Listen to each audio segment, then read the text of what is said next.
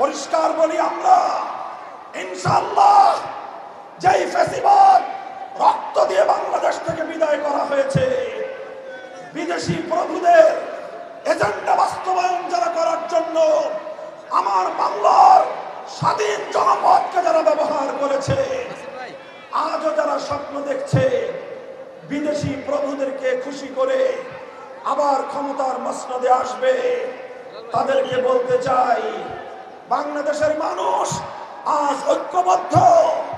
বাংলার মানুষ আজ রাজপথে অবস্থান নিয়েছে।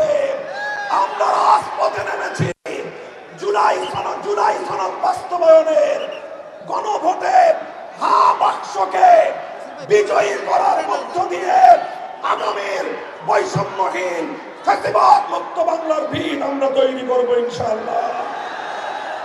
আপনারা সকলে ঘরে ঘরে দাওয়াত পৌঁছে দিবেন। দলীয় প্রতীকে নির্বাচনের পাশাপাশি, দলীয় প্রতীকে ভোট দেওয়ার পাশাপাশি গণভোটে হা বাক্সে ভোট দিতে হবে। যদি কেউ এই গণভোটে না ভোটের ক্যাম্পেইন করেন, ধরে নেব আপনারা ফ্যাসিবাদের দোসর। ইনশাআল্লাহ আমরা রাজপথে আছি।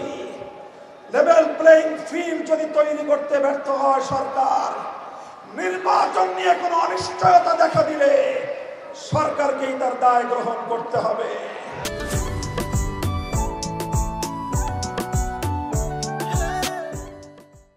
সংগ্রামী সাথী ও বন্ধুগণ, এভাবে রাজপথে যে মহান ঐক্য গড়ে উঠেছে, সে ঐক্যে ৮ দল মোহনায় মিলিত হয়েছে। ইনশাআল্লাহ জুলাইপন্থী প্রতিটি রাজনৈতিক পক্ষকে দেশকে ভালোবাসতে হলে, আগামী দিনে জুলাই বিপ্লবের চেতনা বাস্তবায়ন করতে হলে ৮ দলের এই মোহনায় মিলিত হওয়া ছাড়া বিকল্প কোনো পথ নাই। বক্তব্য শেষ করব শেষ প্রান্তে দাঁড়িয়ে বাংলাদেশের মানুষের অধিকার আদায়ের, আধিপত্যবাদ বিরোধী আন্দোলনের অবিসংবাদিত নেত্রী বেগম খালেদা জিয়ার জন্য আমি দোয়া করছি, সকলকে আহ্বান জানাচ্ছি।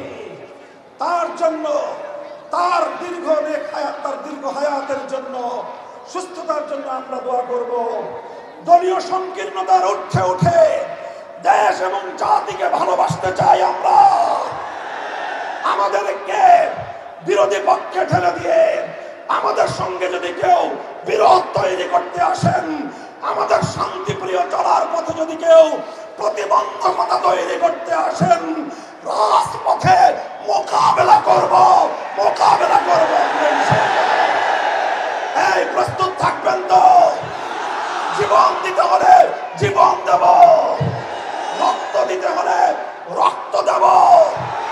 দেশ এবং জাতির প্রশ্নে কারো কাছে মাথা নত করব না। দেশের প্রশ্নে কোনো আপোষ করব না। মাথা নত করেছি একজনের কাছে। কার কাছে?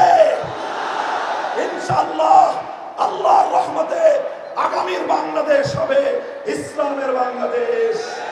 নাসরুম মিনাল্লাহি ওয়া ফাতহুন করিম।